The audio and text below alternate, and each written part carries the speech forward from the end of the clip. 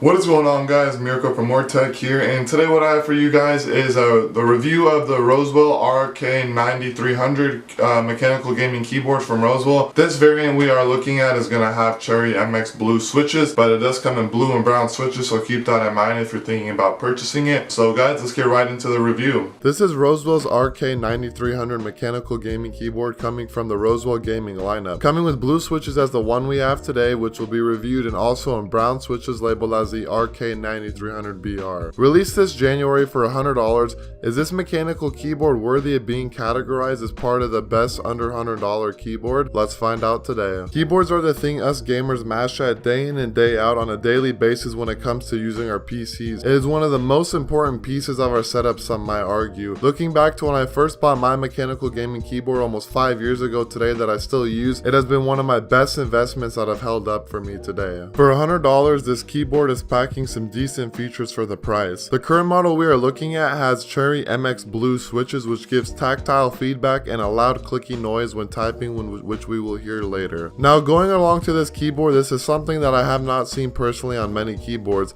but RoseWill decided to have this base of the keyboard be a durable and stylish aluminum chassis that is cool to the touch. It is built with military grade aluminum plating with a low profile black finish. The RK-9300 offers maximum durability for a heavy game battles or when something doesn't go your way in your favorite FPS game. I haven't seen many keyboards like this, but I do gotta hand it to them that I really do like having that aluminum base. Going on to the build quality of this keyboard, it's pretty good. I will say that some keys are more solid than others. For instance, the spacebar right now is my biggest pet peeve as it feels really flimsy and not very well put in place.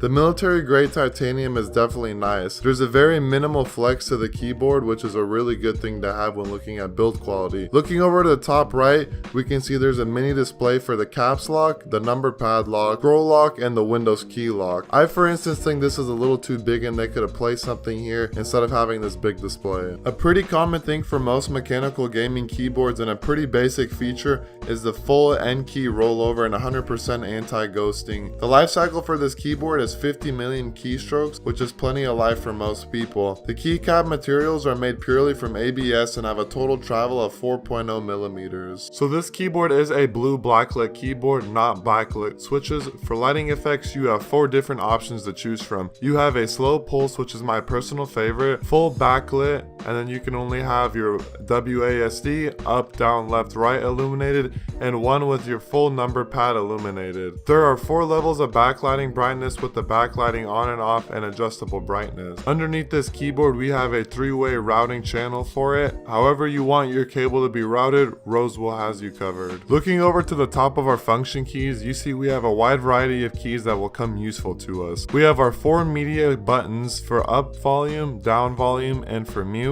Next we have functions for stop, skip, and pause. Lastly, we have our function keys to turn off the backlit keyboard, changing the lighting effects, our Windows lock key, and our K key lock. Lastly, looking down towards our arrows, you can see that we have our brightness up and down adjustment. This keyboard has a lot of potential and I think RoseWill did a good job with this keyboard, but there's always room to improve. I would have liked to seen that there have been a volume scroll wheel on the top right of the keyboard and make the display smaller. As for plugins go, they most definitely had room on the side or on the back to add a USB or 2. With that being said about the USB ports, same could have been done with audio connectors on the side instead of these brackets.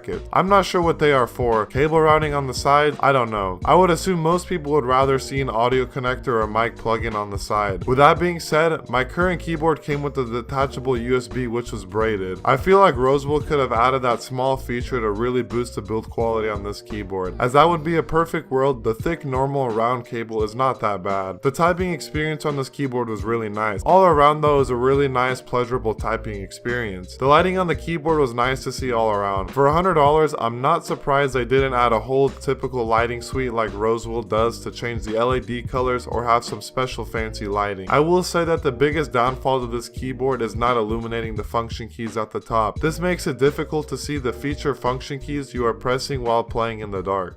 So guys, I hope you guys enjoyed that review of the RoseWill RK-9300 Mechanical Gaming Keyboard. Like I said before, for $100 you are getting a lot of features, but they also miss some stuff. But keep in mind, for $100 this is actually a pretty decent keyboard. Saying for most $100 keyboards you won't get backlit, you won't get a lot of function keys, and you won't get that really nice thin titanium aluminum chassis. But guys, I hope you guys enjoyed the video. Please leave a like, comment, and subscribe, and I'll catch you guys in the next one.